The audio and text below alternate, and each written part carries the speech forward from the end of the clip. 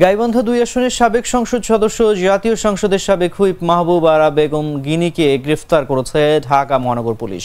সোমবার দিনগত রাতে তাকে রাজধানীর ধানমন্ডি এলাকা থেকে গ্রেফতার করা হয়। গিনিকে গ্রেফতারের বিষয়টি নিশ্চিত করেছেন অতিরিক্ত পুলিশ কমিশনার রেজাউল করিম মল্লিক। তিনি জানান, গাইবান্ধা ২ এর সাবেক সংসদ সদস্য ও জাতীয় সংসদের সাবেক হুইপ মাহবুব আরা বেগম গিনিকে গ্রেফতার করা হয়েছে। তার বিরুদ্ধে ২টি মামলা রয়েছে। নবম জাতীয় সংসদে আওয়ামী লীগের হয়ে প্রথম সংসদে যান মাহবুব আরা বেগম গিনি। ওই সংসদে যুব ও ক্রীড়া মন্ত্রণালয় সম্পর্কিত সংসদীয় কমিটি এবং গ্রন্থাগার কমিটির সদস্য ছিলেন তিনি। ১৯৬১ সালে গাইবান্ধায় জন্ম নেওয়া গিনি ঢাকা বিশ্ববিদ্যালয়ের সমাজ কল্যাণ ও গবেষণা ইনস্টিটিউট থেকে বিএসএস ও এমএসএস অর্জন করেন।